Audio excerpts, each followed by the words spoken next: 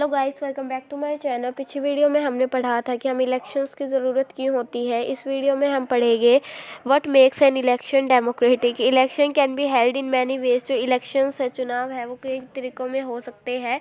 All democratic countries hold election. सभी democratic countries में election होते हैं, पर बहुत सारी नॉन डेमोक्रेटिक कंट्रीज़ भी है जिसमें कुछ तरह के इलेक्शंस होते हैं। तो हम कैसे पता लगाएं कि जो इलेक्शंस हो रहे हैं वो डेमोक्रेटिक इलेक्शन है या फिर किसी और तरह के इलेक्शन है। ये हमने चैप्टर फर्स्ट में ब्रीफली डिस्कस किया था। हमने ऐसी कई कंट्रीज़ के बारे में पढ़ा था जहाँ इलेक्शंस तो होते हैं पर हम उन्हें डेमोक्रेटिक इलेक्शंस नहीं कह सकते। तो ऐसी कौन कौन सी शर्तें हैं जिससे हम किसी इलेक्शंस को डेमोक्रेटिक इलेक्शन कह सकते हैं। तो चलिए शुरू करते हैं। तो हमारा फर्स्ट पॉइंट है सभी के पास इक्वल राइट होना चाहिए अपना रिप्रेजेंटेटिव चूज़ करने के लिए। इसका मतलब कि सभी के पास वन वोट होना चाहिए और उस वोट की इक्वल वैल्यू होनी चाहिए। सेकंड पॉइंट है कि लोगों के पास चूज़ करने के लिए चॉइसेस होनी चाहिए। पार्टीज और जो कैंडिडेट्स हैं वो फ्री होने चाहिए इलेक्शंस में भाग लेने के लिए, और लोगों के पास, वोटर्स के पास रियल चॉइस होनी चाहिए। Third, the choice should be offered at regular intervals. लोगों के पास चॉइस रेगुलर इंटरवल में लोगों को चॉइस देनी चाहिए। Election must be held regularly after every few years. जो इलेक्शंस है वो हर कुछ सालों में हेल्ड होने चाहिए। Fourth, the candidate preferred the people should get elected. जिन लोगों को लोगों ने जिस कैंडिडेट को प्रीफर किया है उसी को ही चुनाव में जीतना चाहिए। पांचवा, जो इलेक्शंस है, चुनाव है, वो फ्री और फेयर मैनर में होना चाहिए और वही जीतना चाहिए जो लोगों को पसंद है। These might look very simple and easy conditions. ये बहुत ही ज़्यादा सिंपल और ईजी दिखता होगा, पर ऐसी बहुत सारी कंट्रीज़ है जिसमें इन शर्तों को फुलफ़िल नहीं किया जाता। In this chapter we will apply these conditions to the election held in our own country to see if we can say these democratic election। अब चलिए जो ये शर्तें हैं हम उन्हें अपने ही देश में लगा के देखते हैं और फिर देखते हैं कि हमारे देश में जो इलेक्शंस है वो डेमोक्रेटिक है या नहीं। तो ये टॉपिक हमारा ख़त्म हो चुका है। अब अगला टॉपिक देखते हैं। Is it good to have political competition. क्या ये अच्छा है पॉलिटिकल कंपटीशन होना? Elections are thus all about political competition. Elections जो है वो एक तरह से पॉलिटिकल कंपटीशन ही है। This competition take various forms. ये जो कंपटीशन है वो वेरियस फॉर्म्स लेता है। The most obvious form is the competition among political parties. जो मोस्ट फेमस फॉर्म है कंपटीशन का वो पॉलिटिकल पार्टीज़ के बीच में ही है। At the constituency level it takes the form of competition among several candidates. अगर हम कॉन्स्टिट्यूंसी के लेवल की बात करें तो वहाँ पे भी बहुत ज़्यादा कंपटीशन होता है कैंडिडेट्स के बीच में। If there is no competition, अगर कंपटीशन ना हो, इलेक्शंस विल बिकम पॉइंटलेस। तो जो इलेक्शंस है वो पॉइंटलेस बन जाएगी क्योंकि फिर लोगों के पास चॉइस ही नहीं होगी वोट देने के लिए। But is it good to have political competition. पर क्या अच्छा है पॉलिटिकल कंपटीशन होना? Clearly an electoral competition has many demerits. जैसे कि हर चीज़ के लाभ और हानि तो होती है, वैसे इलेक्ट्रल कंपटीशन के भी हानि होती है। It creates a sense of disunity and factionalism in every locality. ये जो है एक तरह से डिसयूनिटी की सेंस बनाता है और गुटबंदी की सेंस बनाता है किसी भी सोसाइटी में। You would have heard of people complaining of party politics in your locality. आपने सुना भी होगा लोग जो है वो निंदा भी करते हैं पॉलिटिकल पार्टीज़ की। Different political parties and leader often evil allegation against one another. जो डिफरेंट पॉलिटिकल पार्टीज़ के जो लीडर होते हैं वो एक दूसरे से कि मतभेद सा रखते हैं। Parties and candidates often use dirty tricks to win elections. जो पार्टीज़ के जो कैंडिडेट्स होते हैं वो बहुत गंदी ट्रिक्स खेलते हैं इलेक्शंस को जीतने के लिए। Some people say that this pressure to win electoral fights does not allow sensible long term policies to be formulated। कुछ लोगों का कहना है कि जो ये प्रेशर है इलेक्ट्रल फाइट्स को जीतने का वो जो लॉन्ग टर्म पॉलिसीज़ होती है उनको लागू नहीं करने देती। Some good people who may wish to serve the country do not enter this arena. जो कुछ अच्छे लोग हैं जो कंट्री को, देश को सर्व करना चाहते हैं, वो इस एरेना में घुसते ही नहीं है। क्यों? क्योंकि उन्हें पता है कि उन्हें जीतना तो है नहीं, क्योंकि सब जो है वो डर्टी ट्रिक्स खेलते हैं जीतने के लिए।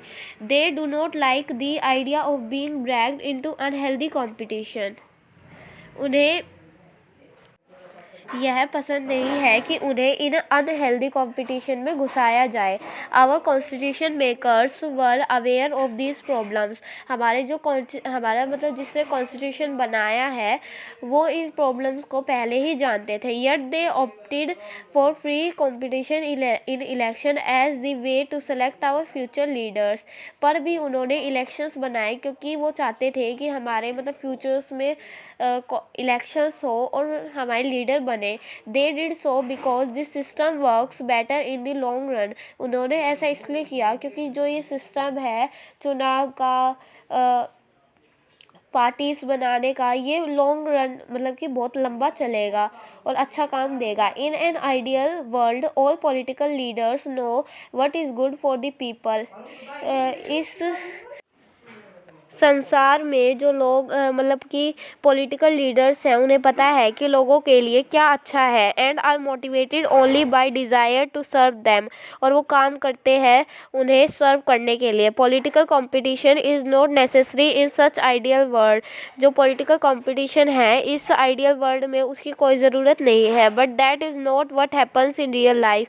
पर ये वो नहीं है जो हमारी रियल लाइफ में होता है। Political leaders all over the world like all other professional are motivated by a desire to advance their political careers. जो भी पॉलिटिकल लीडर्स होते हैं पूरे वर्ल्ड में वो और जैसे प्रोफेशनल होते हैं उनकी तरह ही होते हैं और वो इसलिए मोटिवेटेड होते हैं अपने पॉलिटिकल करियर को बनाने के लिए। They want to remain in the power और get power and position for them self. वो सिर्फ पावर में रहना चाहते हैं या फिर पावर लेना चाहते हैं और अपने लिए एक पोजीशन चाहते हैं कि वो कहाँ स्टैंड करें। They may wish to serve the people as well. वो चाहते हैं कि वो लोगों को मतलब कि सर्व करे। But it is risky to depend entirely on their sense of duty. पर ये बहुत ही ज़्यादा रिस्की होगा, ख़तरनाक होगा कि वो पूरी की पूरी अपनी ड्यूटी पर ही डिपेंडेंट रहे। Beside even when they wish to serve the people they may not know what is required to do so. अगर वो लोगों को सर्व करना भी चाहते हो तो उन्हें यही नहीं पता होगा कि they may not know what is required to do so.